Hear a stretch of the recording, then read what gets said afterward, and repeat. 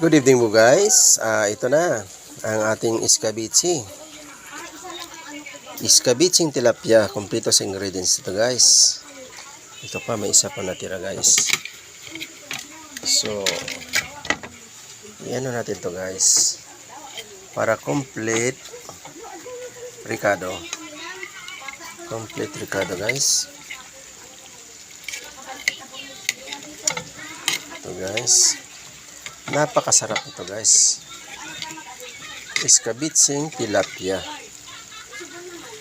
Yan. Yan guys. Yan.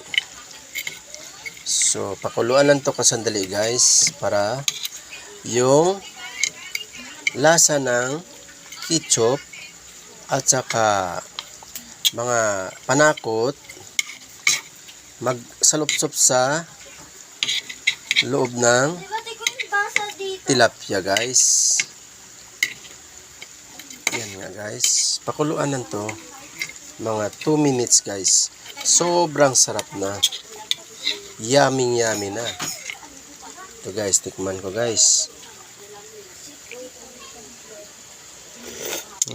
Sobrang sarap.